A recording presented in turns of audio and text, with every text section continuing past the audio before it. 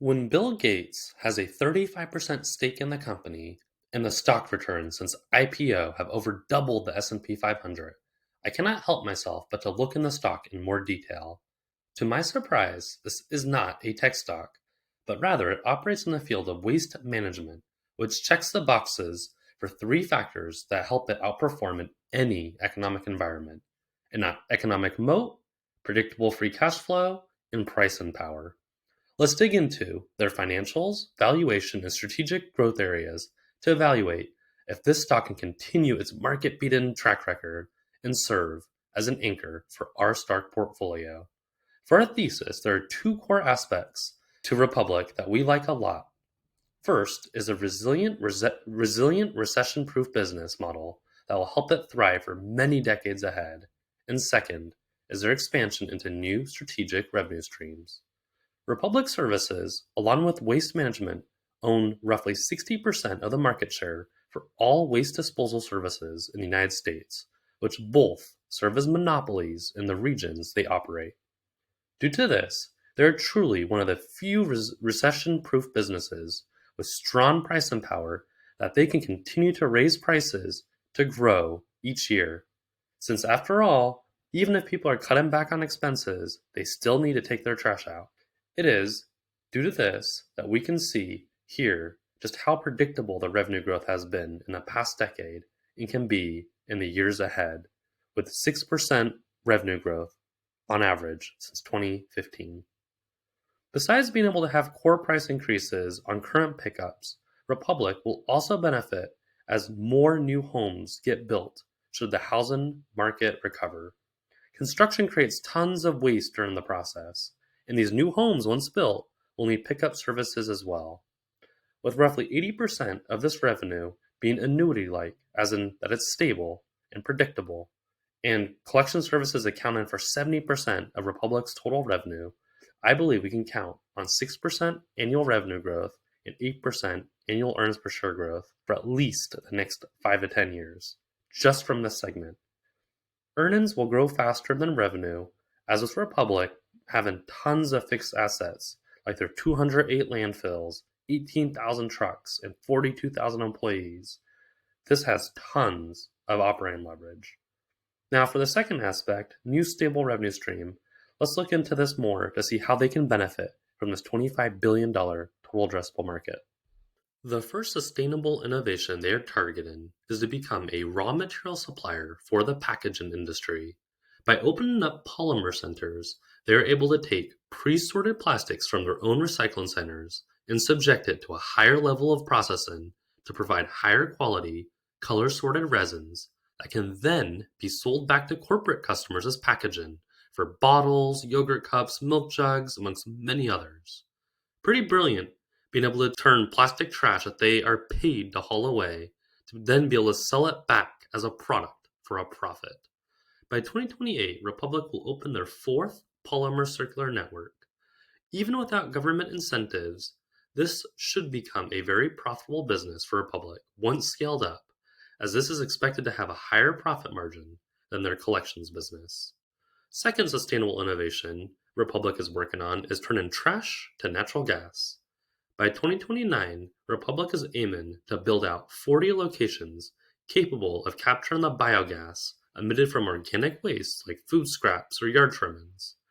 This biogas is captured and converted into a renewable natural gas. Republic can either then sell this to customers for a nice profit, or they can be their own customer and use it for their 18,000 fleet truck. I absolutely love these innovations from Republic to pursue higher margin businesses that utilize their waste to create a product good for the environment and good for their balance sheets. So far, Republic Services is looking like a really good business for our stock portfolio. But let's dig into valuation. Before we do, please read our disclaimer in the notes below.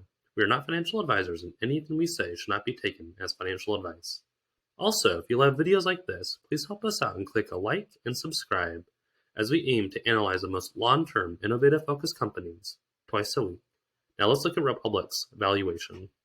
From a business lifecycle, Republic Services is a mature business working to optimize the earnings and operating income. Due to this, I will evaluate their valuation based on PE ratio. Looking back since 2015, Republic Services has seen a bit of a multiple expansion.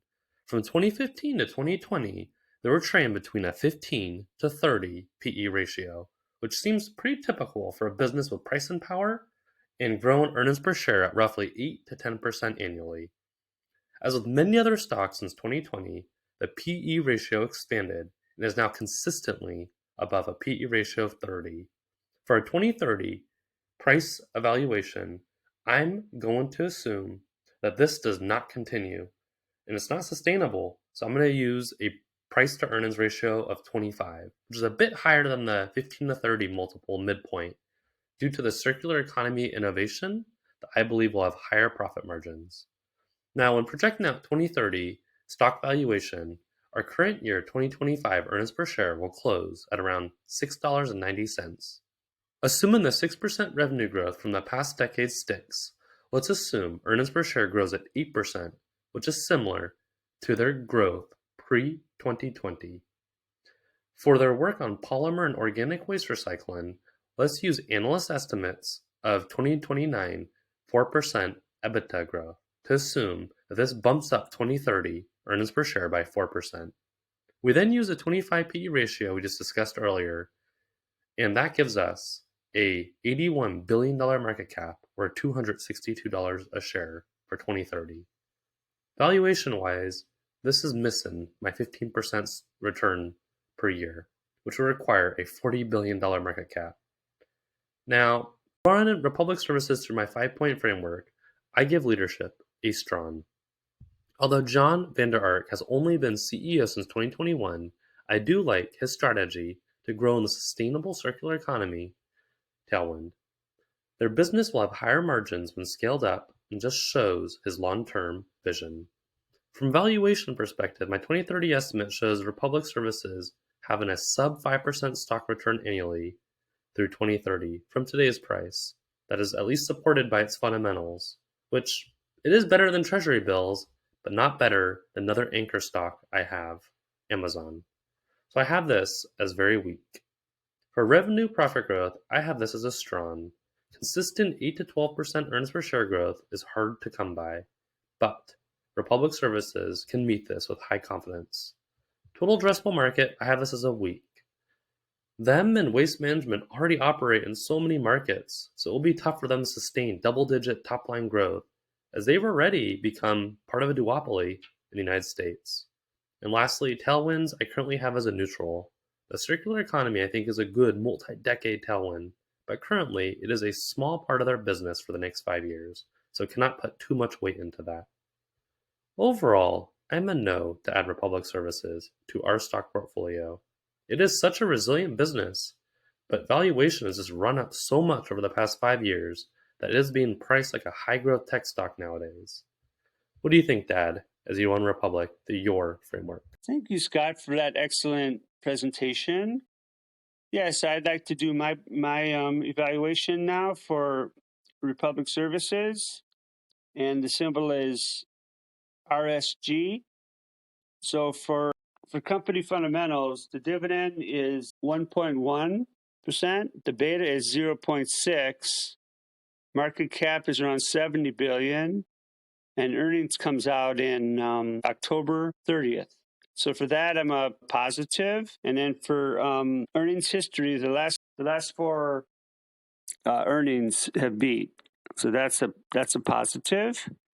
And for financials, the net profit margin is 13%. The debt to equity is 111%, and the PEG ratio is around 3.7, and that's very high. I think that it's a very tired stock. It's going to be going sideways to down for a while. But anyway, for the company financials, it's neutral to negative. And then for the moving average, the 50 is below the 200. The 200 slope is still positive, so that's the only good thing about it. And the price is below both the 50 and 200. And so that's not good. And then for the Bollinger Bands, as you could see, it's hugging the lower band. And I just, it doesn't look good. The Bollinger Bands don't look good. The only thing is it's not volatile. So I'm thinking if the market ever goes down in the near future, that the stock will go up because it's kind of like a safety stock. I mean, personally, I own some RSG, and if it goes to a certain price, I may end up selling it because it's a tired stock, and I think that it's going to be sideways for a while. Okay, and then the slow stochastic oscillator is 16, which means it's oversold. And the MACD is negative, as is the unbalanced volume. So for that, I'm neutral to negative. And then for the analyst coverage, there's one strong sell, one sell, 4 holds, 7 buys, and the target on a couple of the buys is 260. So that's, I hope it goes there, but I don't know. But anyway, that's one of the analysts thinks to go to 260. Another one says 266. So, but that's just for the buys. So obviously the sells don't think that way. So institutional percentage is 93%, which kind of shows why it's not that volatile right now, and it's not a volatile stock.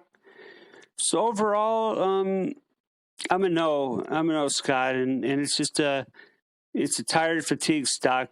People have been piling into it for so long, and it's taken a little breather. That's my take on it. Back to you, Scott. Thanks, Dad. Overall, we are both a no for Republic Services. It is a good flight to safety stock, but unfortunately has been bid up too much, so it's not at a price that we believe can beat the S&P. So we'll be looking for other anchor stocks to join our Amazon holdings. Thank you for watching. Please click like and subscribe to follow us as we aim to cover the most innovative stocks twice per week. Until next time, happy investing.